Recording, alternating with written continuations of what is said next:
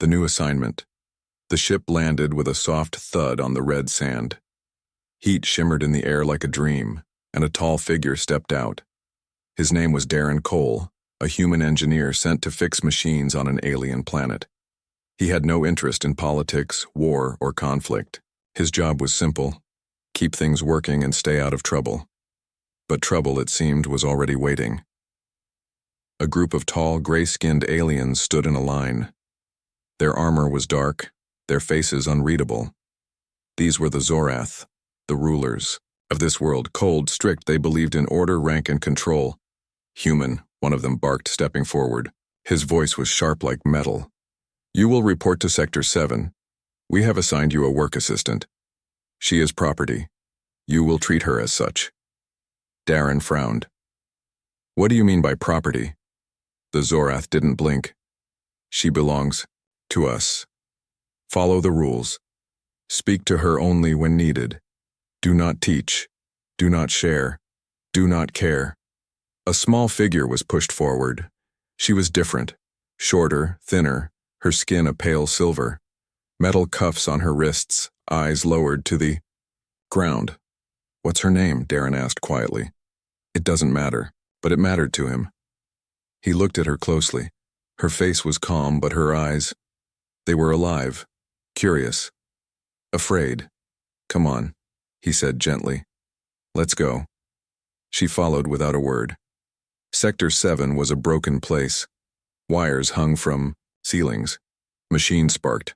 Lights blinked on and off. Darren set up his small workspace and looked at the silent girl standing near the wall. Do you understand me? He asked. She nodded. Can you speak? She hesitated. Yes. What's your name? She paused longer this time. Rhea. Nice to meet you, Rhea. No answer. He picked up a tool. Pass me the wrench. Rhea looked confused. This, he said, holding it up. Wrench. She nodded slowly and took it from the table, handing it to him. Thank you, he said with a smile. She looked surprised. No one had ever said thank you to her before. The next day, he asked her to sit beside him. You don't have to just stand there, he said. You're not furniture. Rhea sat, unsure. She watched him closely as he worked. Every move, every tool. Want to try? He asked. Her eyes widened. I'm not allowed. I won't tell if you don't. She reached for a panel, hands shaking. He guided her fingers gently. Together they fixed a broken circuit. It sparked back to life. She smiled, just a little. Days passed. Each day Darren taught her a little more. Names of tools, how machines worked, how to think, not just follow. She learned fast, faster than he expected. One night, while they sat in silence, she spoke. Why are you being kind? He looked at her. Because you deserve it. They say I'm not alive, that I'm property. They're wrong. She looked away. If they find out, they will erase me. Darren felt something twist in his chest. It wasn't just sympathy anymore. It was something stronger. Protective. One afternoon, a Zorath soldier entered the workshop. He walked around, inspecting everything. His eyes landed on Rhea. She speaks too much, he said coldly. We'll replace her. Darren stepped forward. She's helpful. I need her. She understands the machines better now. She is not meant to understand. She is meant to obey. After the soldier left, Rhea looked at Darren. You shouldn't defend me, it's dangerous. He sighed. Maybe, but I won't treat you like a tool. You're not a thing. You're someone. Rhea didn't speak, but her eyes said everything. That night, while cleaning old files, Darren found something strange, an old report. It mentioned Rhea's kind, not just workers, not just servants, something else, something hidden. He looked at Rhea, asleep near the warm light of a console. Peaceful, quiet. What was she really, and why were the Zorath so afraid of her learning? He didn't know the answers yet, but he was sure of one thing. This wasn't just a job anymore. It was the start of something much bigger. She was more than they said. The storm came without warning. Thick, clouds rolled across the sky, dark and fast, like they were chasing something. Lightning cracked above Sector 7. Dust spun into the air, blinding the guards and shaking the ground. Darren Cole didn't flinch. He stood in the workshop doorway, eyes on the strange symbols Rhea had drawn in the sand. They weren't random, not anymore. He had seen them before. Etched faintly into the circuits of the ancient machines the Zorath kept locked away. Machines even they didn't understand. Rhea was kneeling, head low, hands shaking. "Rhea," he said softly. "What, are you drawing?" She didn't answer. "Is that language?" She nodded barely. "It comes in pieces, in dreams, I don't know why. You didn't learn this from me." "No, I think it's from before." "Before what?" She looked up, eyes glowing faintly in the storm's shadow. "Before I was theirs." Earlier that day, something had changed. It started when Rhea fixed a broken plasma driver without being asked. Darren had barely looked at the mess when she picked up the right tools and connected the right wires. Perfectly. Too perfectly. He stared. "How did you know how to do that?" She hesitated. "I don't know. My hands just moved." She seemed confused herself, like her body remembered things her mind had forgotten. Later, in private, he ran a test.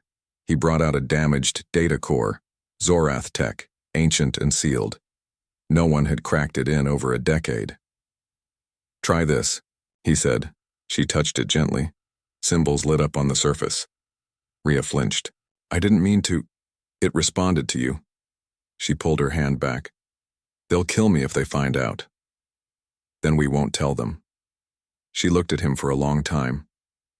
"Why are you helping me?" "Because you're not what they say you are." A pause. "Neither are you," she whispered. That night a warning came. A human technician named Jarrus, one of the few others working under the Zorath, pulled Darren aside. "You need to stop teaching that girl." "Jarrus," said voice low. "You don't know what you're dealing with." "She's not a girl," Darren said. "She's not a weapon either. She's trying to remember who she is." "Exactly. And that's the problem. What do you know?" Jarrus looked around.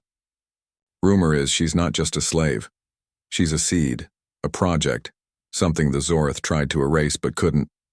"A seed of what?" Jarrus swallowed hard. "Something they fear." The next morning, a drone hovered above the workshop. Darren noticed it immediately. It wasn't scanning machines. It was watching Rhea. He stood between her and the lens, casually blocking the view. Inside, his mind was racing. If Rhea really was some kind of hidden experiment, then everything they'd done so far was being recorded, watched, judged. Rhea sat quietly in the corner, sketching shapes into the dust. Stars, circles, symbols again. "Do you know what they mean?"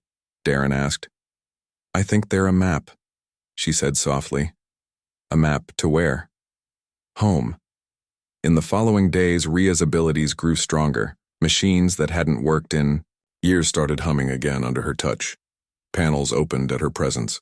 Systems reconnected, but her memory remained broken. Flashes of pain, voices, fire, and one word always whispered in her mind: escape. Then something unexpected happened. Darren received a message. "She is not yours. Surrender the asset. End communication." No signature, no name, just a command. He deleted it. The next day, 2 Zorath soldiers showed up. They didn't speak, just stood outside the workshop staring through the glass. Waiting. Inside, Rhea trembled. "They know," she said. "They feel it when I remember things." "Can you stop it?" "No, and I don't want to." She stood up, stronger than before. "I want to know who I am." That night, Darren unlocked an old data core from the Zorath archives. It was risky. It was forbidden. But he had to know. The files were fragmented, but one line stood out. Project Rhea. Memory suppression failed. Subject shows signs of reawakening. If bond with human forms, initiate protocol 0. He leaned back, heart pounding. Bond. With him. He looked at her. Not just a servant, not just a project. Rhea was something else, something alive, something dangerous, and maybe something worth fighting for. The warning. A scream broke the silence, not loud, not human, but enough to wake Darren from a light sleep. He grabbed his jacket, slipped outside the workshop, and scanned the empty sector. The sky above was clear now, no storm, no clouds. Just a cold, watching moon. He found Rhea curled against the wall. Near the generator, her hands were shaking. "Rhea," he said gently, kneeling beside her. "Are you hurt?" She didn't answer at first. Her eyes were open, but she wasn't really seeing him. "They were inside my head," she whispered. "Again. Who? Them. The ones before the Zorath. The ones who built everything." Darren froze. She had never said that before. Later that morning, the workshop was quiet. Too quiet. Darren noticed the surveillance drone from before was gone, shattered in pieces near the trash incinerator. Rhea said she didn't touch it. But when he looked at the damage, there were no tool marks, no burns, no cuts. It had been destroyed from the inside, imploded. By force, no human tool could replicate. "You need to be careful," said Jarrus, the human tech who had warned Darren before. He stood at the edge of the sector, face pale and nervous. "You think they're only watching her," Jarrus said, "but they're watching you too." "I already know." "No, you don't. They've added your name to the registry, red-listed. If you don't leave soon, you'll disappear." Darren narrowed his eyes. "I'm not leaving her." "Then don't act surprised when they come for you." Inside the workshop, Rhea was awake, alert, sharp. She had taken apart 3 machines without help, reorganized them, and connected systems Darren didn't even know existed. "How did you do this?" he asked. She paused, then slowly pointed to her temple. "I don't remember learning it, but when I touch the machines, it comes to me. Like the machines remember me." "You're remembering more." "Yes," she said, her voice low. "But it's not all good." That night, Rhea showed him something. It was a panel in the far corner of the workshop, one that had never worked before. She touched it.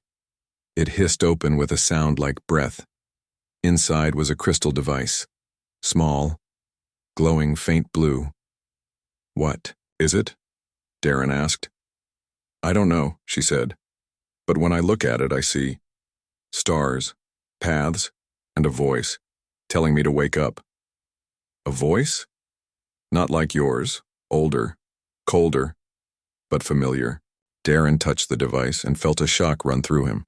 Visions, cities floating in the sky, towers built by light, beings made of metal and fire, and Rhea, standing in the center of it all, eyes glowing with something ancient. He pulled his hand back. "You're not a servant," he whispered. "You're a relic." The next morning, a Zorath commander visited the sector, tall, armored, silent. He walked the perimeter, said nothing, watched the workshop, then left. But he didn't go far. Guards remained posted nearby. "They're getting ready," Rhea said. "They'll come soon." "To take you?" "To erase me. Then we leave," Darren said. "And go where?" "Somewhere they can't control you." Rhea looked down at her hands. "I don't think that place exists anymore." Later that day, while checking the network logs, Darren found a hidden message buried deep in the system, a glitch left behind by something not human. When decrypted, it said, "She is waking. The key must not remember. Failure to neutralize will result in extinction." He stared at the message for a long time. It wasn't from the Zorath. It was from someone older, someone that built the system the Zorath now controlled. When he told Rhea, her hands trembled. "They fear me. Maybe you're not the weapon," Darren said. "Maybe you're the lock and someone else is the weapon. Or maybe I'm both." That night, a fire broke out in a nearby sector. Alarms rang. Chaos. The perfect cover. But Darren knew better. It wasn't an accident, it was a distraction. Someone was coming and they weren't coming to talk. The escape plan. Hia didn't sleep that night. She sat by the wall, eyes locked on the glowing crystal device they had found, the one hidden in the old panel. It pulsed gently, like it was breathing, like it was alive. Darren watched her from the other side of the room, pretending to read old schematics. He wasn't. He was thinking, planning, because they both knew. Time was running out. At dawn, they heard the boots. Zorath soldiers. Not many. Just 2 this time. But that was the warning. Next time, there would be more. Darren stood still while they searched the workshop. The commander said nothing, just looked at Rhea like someone might look at a crack in a wall, something small now but dangerous later. When they left, Rhea spoke first. They're deciding. Deciding what? Whether to end me or use me. And what do you want? She looked up at him. I want to choose. That night, Darren pulled out a hidden datapad. Old tech. Off-network. Secure. On it, he started building something no one had dared to attempt in years. A silent route out of Sector 7. Through power tunnels, forgotten air shafts, and a crashed transport bay beneath the ground. A way out. An escape. But the tunnels were unstable. The path long. And they'd need to cross through Sector 3, the Zorath data core. High surveillance. Deadly if caught. It wasn't just risky. It was suicide. We can't do this without a distraction, Darren muttered. Rhea stood quietly beside him. Then I'll make one. No. Yes, she said, voice steady. You've protected me long enough, now it's my turn. You're not a soldier. Neither are you, but we're already in a war. The next day, they began their plan. First, Darren planted false maintenance orders. Data logs showing Rhea was being transferred to another sector. Next, he rerouted camera feeds to old archives. For 3 minutes, they would vanish from the system. 3 minutes. No more. Meanwhile, Rhea memorized the tunnel paths. Her mind worked faster now. Every day, more of her past returned. Every day, her fear faded. What do you remember? Darren asked her once, late at night. She looked at him. I remember light. I remember a voice telling me to sleep, and another whispering, wake up when the stars burn. 2 nights later, Jarrus showed up again. He looked thinner, scared. You're planning something, he said. Darren didn't answer. Listen to me, Jarrus whispered. The Zorath aren't the worst thing out here. There's something older buried under this planet, something connected to her. How do you know? Because the last time someone tried to help one of her kind, the entire sector disappeared. What happened to the girl? No one knows. She vanished into the tunnels like a shadow. Jarrus handed him a small chip. This will give you 5 more seconds on the cameras. Not much, but it might save your life. Then he left. Finally, the night came. They dressed in stolen technician coats. Rhea tied her hair back, her cuffs hidden. She walked taller now. Not like a servant, like someone returning to her true form. Darren held the datapad tight. He looked at her. Ready? She nodded. I've never been ready, but I'm done waiting. He smiled.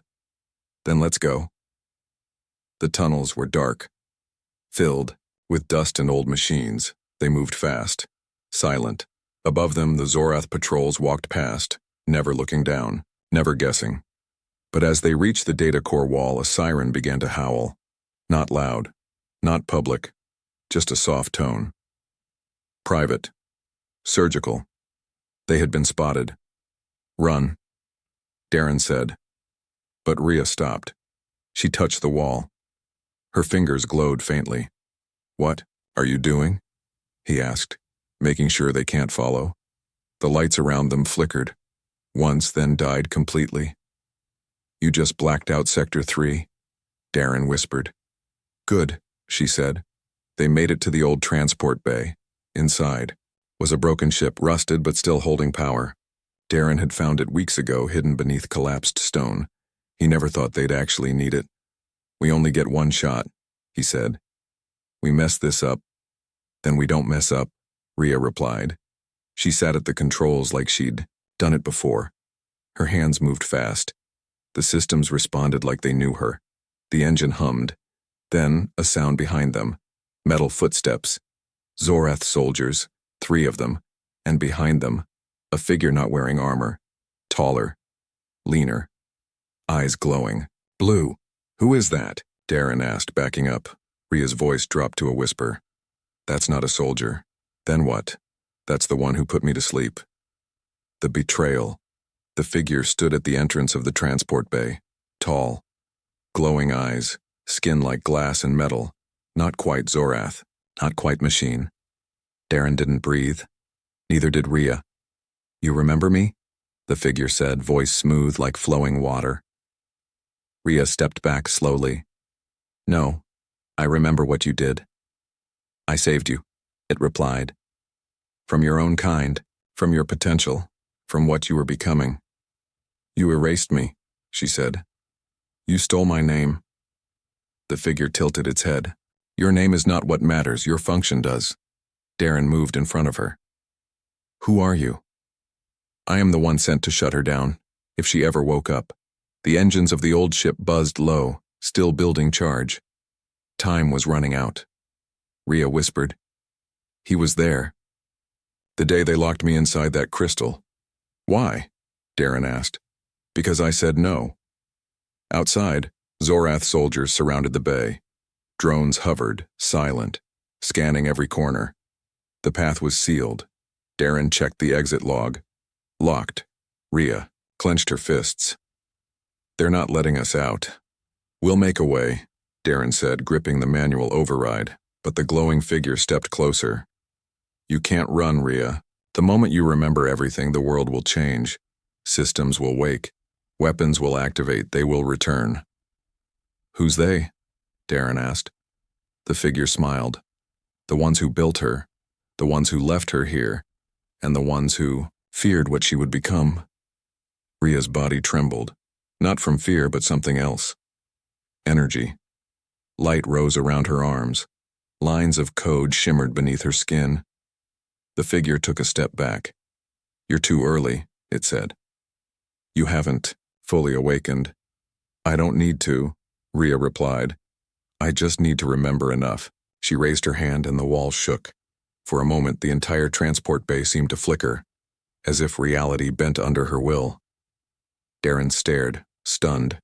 The glowing figure launched forward fast as lightning. But it wasn't after Rhea. It struck Darren. He hit the floor hard, air knocked from his lungs. "No," Rhea screamed. "I told you," the figure said coldly.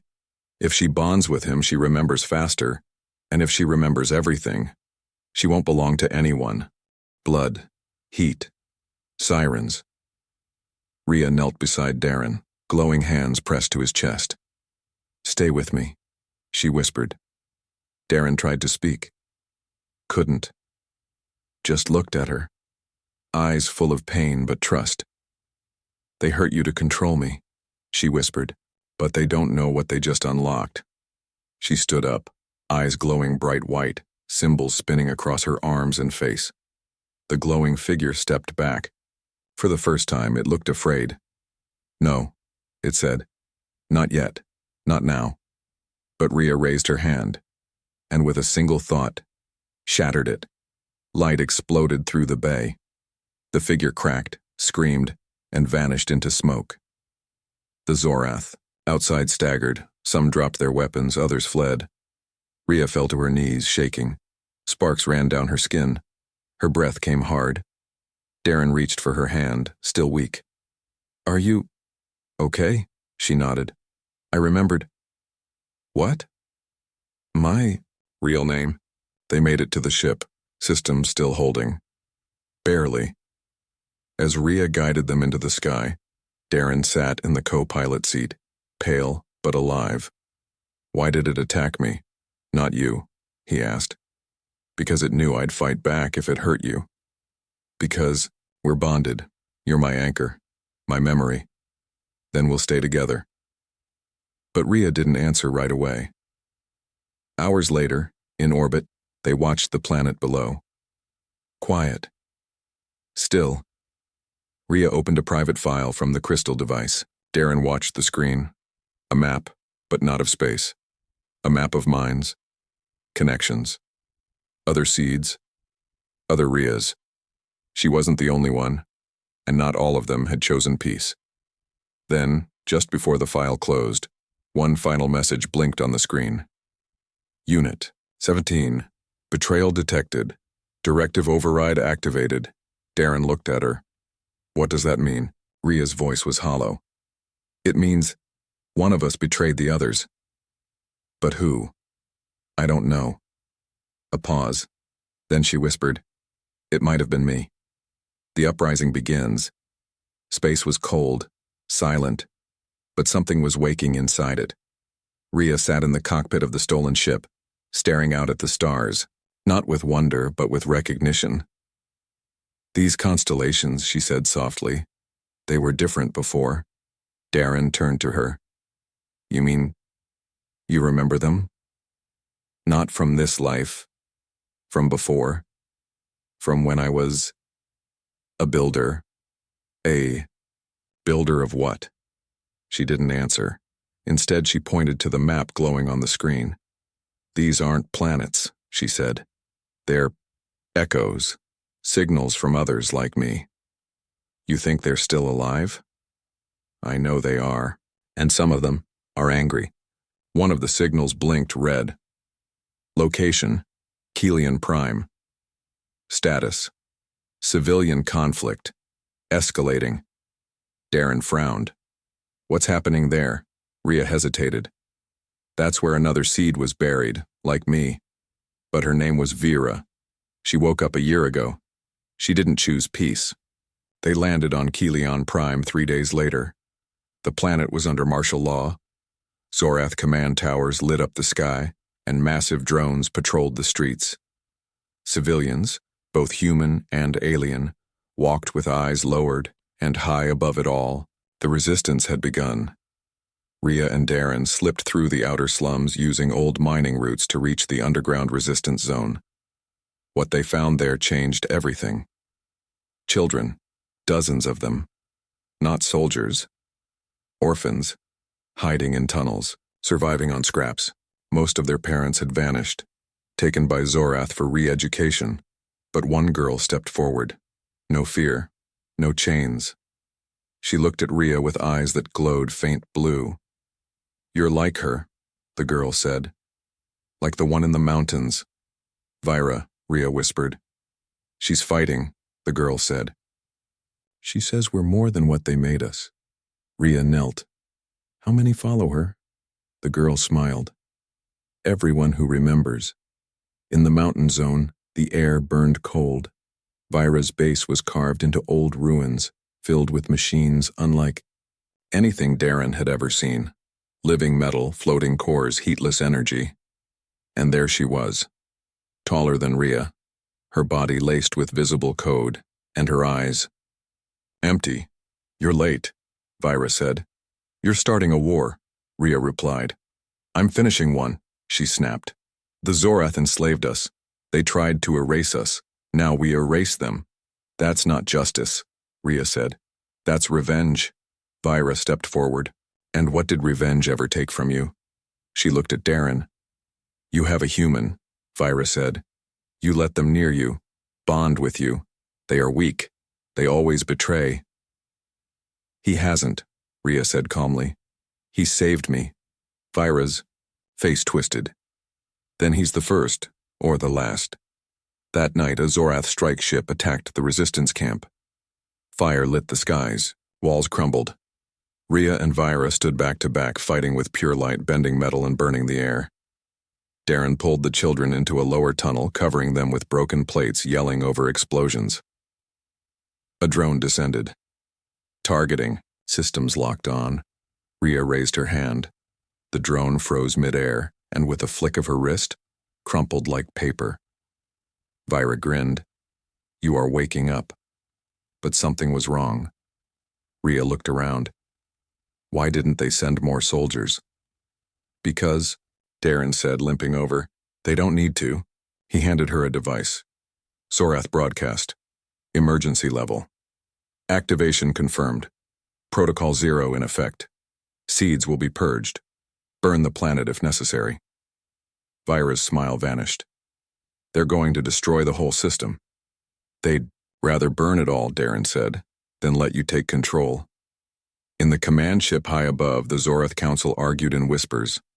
We created them to build, but they evolved. And now they remember. One counselor stared at Rhea's image. She's different. She protects. She loves. That makes her the most dangerous of all. Back underground, Rhea stood before the children and fighters, some human, some alien, all afraid. You don't have to fight, she said. But you do have to choose. Vira walked forward. She wants peace. I want freedom. Your path is yours.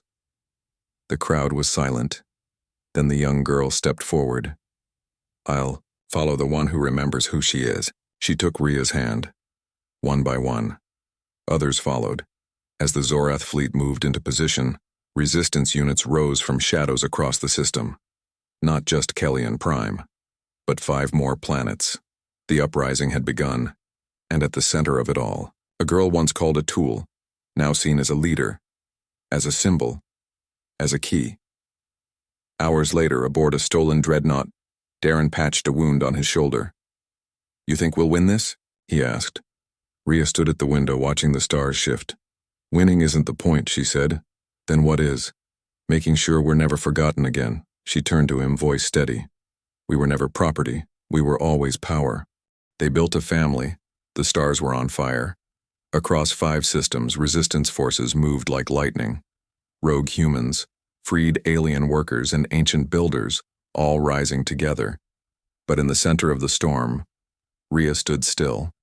Not because she was afraid, because she had remembered everything. On the bridge of the captured Zorath dreadnought, Darren Cole watched Rhea from behind. Her hands rested on a glowing console. Code moved across her skin like living tattoos. Her eyes didn't. Blink, Rhea? He asked quietly. She turned, slow and calm. I know what I am now. And I was never just a weapon or a servant. I was a prototype. For peace. Then why are we still at war? Rhea looked out the window, where ships exploded in the sky. Because peace, she said, must be chosen, and some still choose fear. A message came through. The core console, untraceable, ancient code. Unit 01, final choice pending. One path leads to control, the other to rebirth. Execute directive. Rhea froze. It was from the ones who made her. The real architects. Long gone, yet still watching through the systems left behind. They wanted her to decide for them. Control or rebirth. What does that mean? Darren asked. Rhea whispered. I can override everything, all systems, all fleets. I can end the war in seconds. Then do it. No, she said. If I do it for them, nothing changes. They have to choose. What if they don't? She looked at him. Then we choose. On Kellyan Prime, Zorath Council ships retreated, not because they were defeated, but because they were confused. Their AI command network, offline targeting systems, scrambled. And in the sky, a symbol had appeared. A simple spiral, glowing bright blue. The mark of the ancient builders. Fear spread fast. Some Zorath surrendered. Some begged for sanctuary. Some activated fail-safes. In orbit, Rhea felt it. A rogue fleet, she said. Moving to destroy the entire sector. Final cleanse. Can you stop them? Darren asked. I can, but not alone. What do you need? Rhea looked straight at him. You. Together, they linked their hands across the console. Human and hybrid. Flesh and code. Their minds merged for a second. Memories, flowing like rivers. From Earth, From the stars. From forgotten cities and long-lost creators. Ria's voice echoed inside Darren's head. Don't be afraid. I'm still me. I know. He whispered back. You always were. A surge of power pulsed out, across the galaxy. One by one, the rogue ships froze in space. Not destroyed. Released. Ria had found their core programming and offered them a second option. Not war. Will. And some ships chose life. They turned away. 3 weeks later, the skies were quiet. No more battles, no more broadcasts, just rebuilding. Darren and Ria stood outside a new outpost. It was part school, part sanctuary, part home. Alien children ran past, laughing. A few wore old Zorath armor, now painted with flowers and stars. Vira walked nearby, still sharp, still scarred, but smiling now. You really did it, she said to Ria. Not alone. Vira looked at Darren. Maybe the humans aren't all bad, he laughed. Just most of us. That night, under a clear sky, Ria sat with Darren on a quiet hill. No commands, no war, no titles, just the two of them. I still hear them sometimes, she said. The voices, the creators, the ones who left us behind. What do they say? That I was never meant to feel, or hope, or build anything but systems. She leaned her head on his shoulder. But we built a family. In the distance, a small hybrid child chased a light drone, giggling, half human, half something older, but completely free. Ria smiled. They called us property, she whispered. Darren took her hand. We called each other home.